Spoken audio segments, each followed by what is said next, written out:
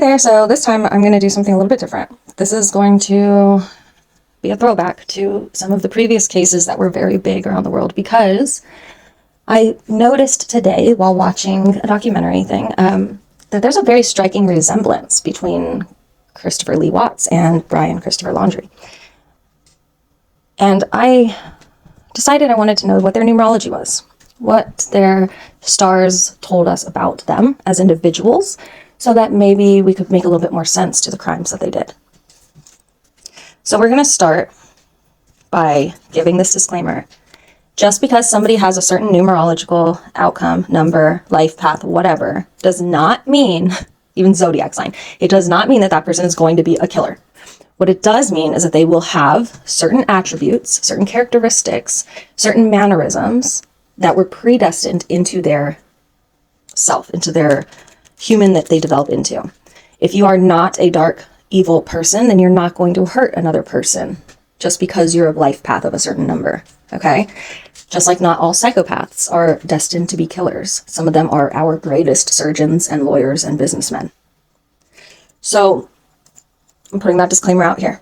I'm not judging any life path number. I'm not saying that that means that somebody's a murderer. I'm saying that there's interesting things that we can learn about people, and even things that if you do have somebody in your life that you are kind of uncertain about, if you do look into their numerology, then you know what to kind of keep in your back pocket as possibilities of things that are their sensitive points, things that are their shadows, things that are just a part of who they are, and it's nothing personal, okay?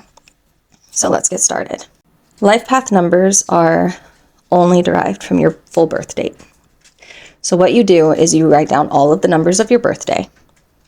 So it could be 0, 1, 2, 3, 4, 5, or 1, 9, 4, 5, right? And then you add up all those numbers, and then you take if it ends up being a 2-digit number at the end, you minimize that into one number by adding those 2 digits together, okay? That's how you find your life path number. For Christopher Lee Watts, he's a life path 4.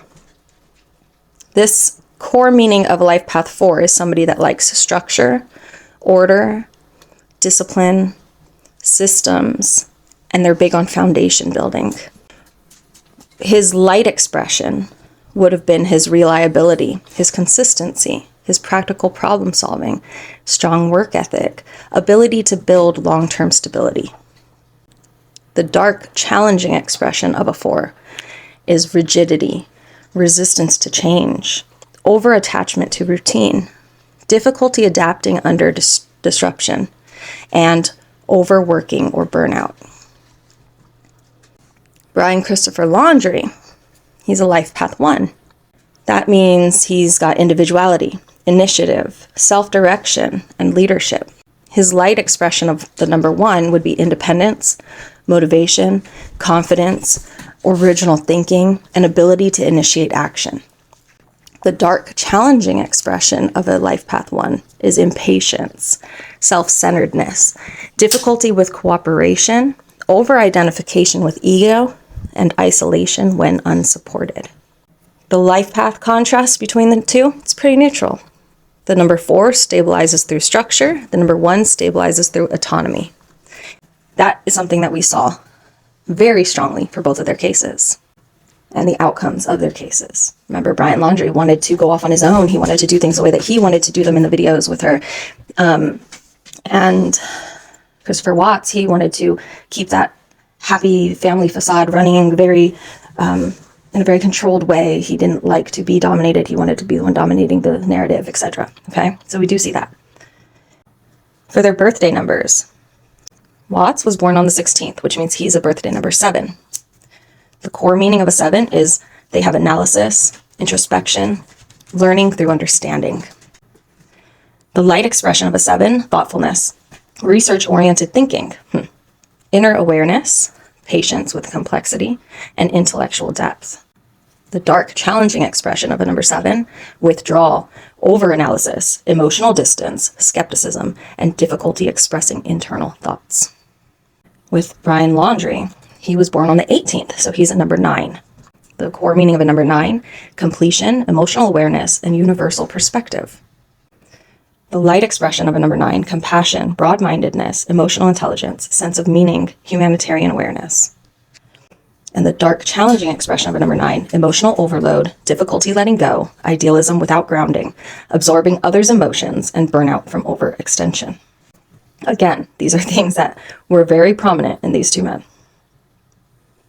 in the way that they were perceived by all of us and by those that were closest to them.